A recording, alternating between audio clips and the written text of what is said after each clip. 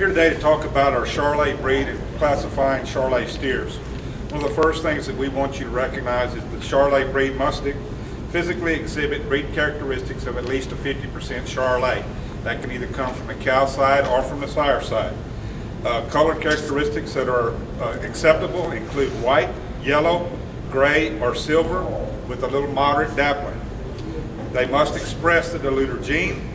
Painting or spotting needs to be less than 20%.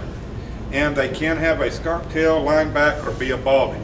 And what we mean by skunk tail is one of those cattle that may have color over his body, and that white on his tail would come up and actually go over his tail head and maybe through the center portion of his body, and that's what we call a skunk tail. Line back is one of those cattle that would have that line running down the center of his back, and this is an acceptable characteristic in the Charolais breed. Some discriminatory breed characteristics that we look at is excessive painting or spotting on that body, meaning that over 20% of the calf may have white in color with those colored spots joined in there. Double muscling, of course, is a concern in all breeds. In the Charolais, we look at it as very much discriminatory.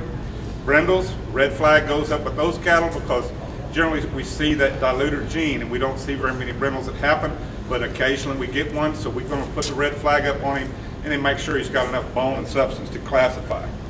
A concern is frail bone work or frail general appearance. Light red or cattle that we call orange in their color are a concern. Short, stubby head, overly refined or narrow head. Excessive dark pigmentation about the eyes, nose, ears, and anus. And then excessive dappling. Those are all characteristics that we discriminate against, but don't necessarily mean that that calf will not classify. Now, absolute disqualifications in the Charolais breed include anything that's black in color, red or dark red in color, those dark smuts or really dark smoky calves that have some black hair in them, and then a calf that's not showing any other diluter gene unless it's solid white. This is one of our more popular breeds that we're exhibiting today in our livestock shows because of the mass of bone and muscle that they do have, and we see some different colors that show up occasionally, but I think if we keep that diluter gene in mind, that we shouldn't have any problems classifying this particular breed. Looking at our pictures, here's a typical really good looking Charolais steer. He's got some mass about his middle, he's got some bone work in him, he's got a big stout top, he's got big head on him, and we feel like he classifies very easily. Next calf in line, we feel like this is a Charolais steer that classifies very easily as well. Cattle tend to have a little more mass to the center portion of their body. They tend to be bigger boned and stouter in their kind.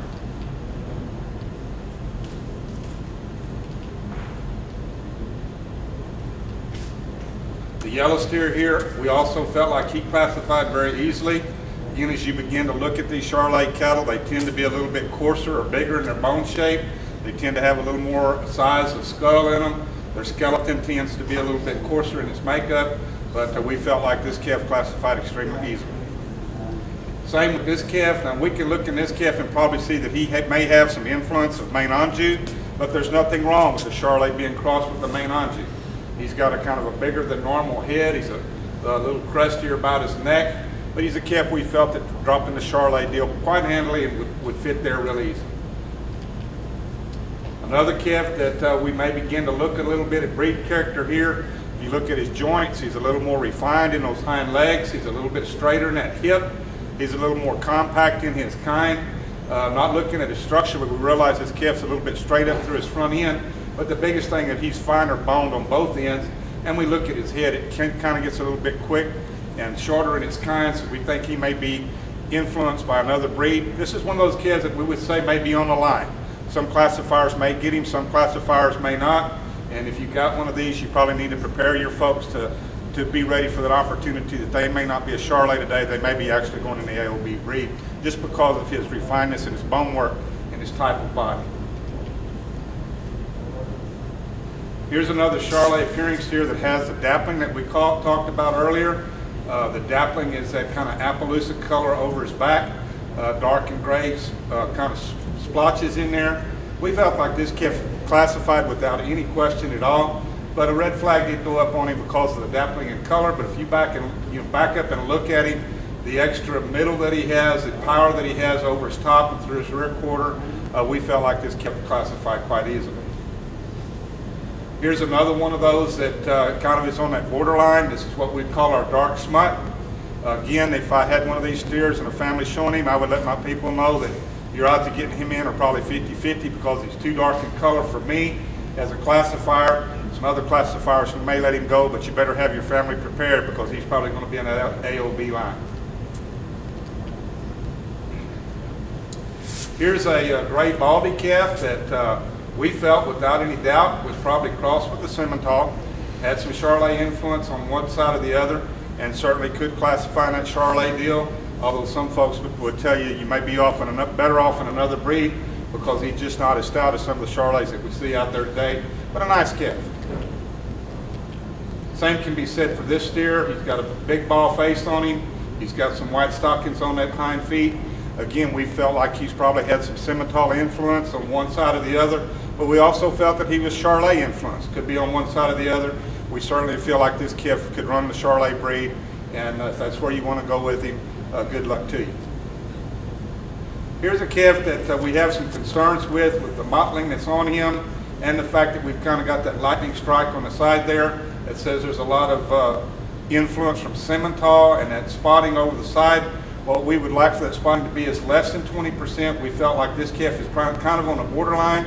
And as a group, we all decided this calf probably would get in at this point, but we did have some flags raised up on it. This is the last steer that we were going to look at. Let me move back one more.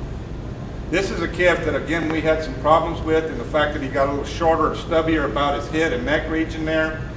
He's got 4 stocking feet on him.